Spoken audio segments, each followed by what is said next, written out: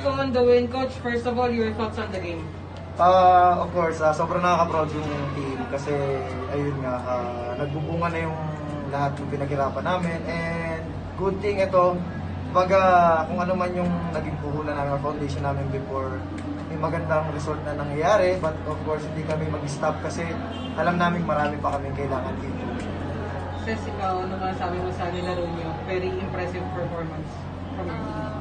Siyempre, we're blessed and siyempre proud sa isa't isa and sa buong team dahil yung trust talaga namin sa isa't isa, makita nyo na ang gaan talaga ng team namin and yung process namin papunta dito sa semis talaga, talagang nag-prepare kami, nag-bubble to bubble kami para lang talaga ma-maintain namin yung training namin at makarating dito sa semis. Physically, how do you feel? Kasi alam naman natin na medyo na-sprain ka to start the conference pero parang it has not affected you. I think it's a mild sprain lang naman and ganito yata talaga pag mga athlete tayo.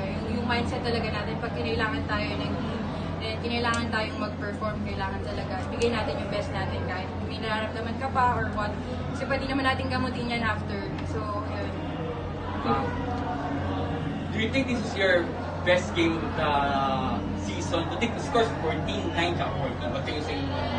Best I game guess siguro, ayun, no, yun sa, kasi yung buong elimination namin talagang pakpakan talaga eh. So, siguro ito, nakapag-prepare din mabuti. Good thing, meron kami magandang recovery. Nagkaroon kami ng chance na makapa-ready dun sa kalaban. So, yeah, I guess ito yung isa sa pinakamagandang game namin. Coach, speaking of recovery, tinapos yun sa isang laro, how important is it na kahit paano may konting break heading to the semis? Napakalaking factor nito kasi ayun nga, hindi lang makakapag-rest, makakapag-stick pa kami doon sa game plan namin kasi yung pagiging makakalaban namin pagdating ng semis and I guess mas itaas pa rin namin, mas tataas namin yung intensity ng training namin, yung mindset namin going to the finals kasi semis kasi siyempre medyo ano to, ibang usapan na and yung pressure dito I guess talagang mafe-feel na natin. Shaq and Seth, what can you say about like kayo yung unang nakalaro ng may audience eh? Ano nga sa'yo mo na? Coach's perspective. Ako sobrang happy. Actually, papunta pa lang kami dito. And then, nung pagdating na pagpasok namin dyan sa San Juan, parang nakakaano ulit.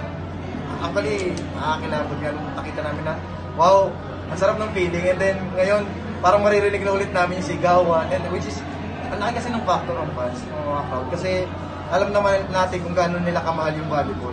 Di ba? Parang, kung gaano natin kamahal yung sports natin, ganun din nila kalab yun. So, kami sobrang nakakatuwa kasi parang eto na, napifeel na natin yung bumabalik na kahit paano. So, I guess good start ulit and hopefully talaga magtuloy-tuloy.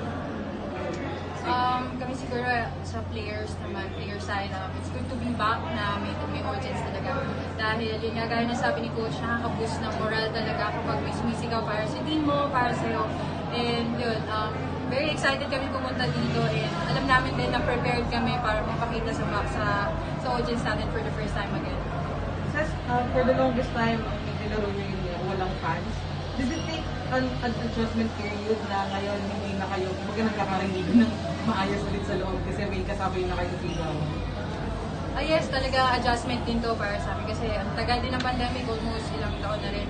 And yun nga, dahil naghanda rin kami, si Coach Shaq gusto niya talaga maingay kami sa court, gusto niya kahit magsigawan kami, para ma-feel namin yung presence ng isa't isa. Yun talaga, kaya nagpunta kami dito na prepared na ganun din yung mangyayari. So talagang prepare kami sa lahat ng anong mangyayari sa game namin today.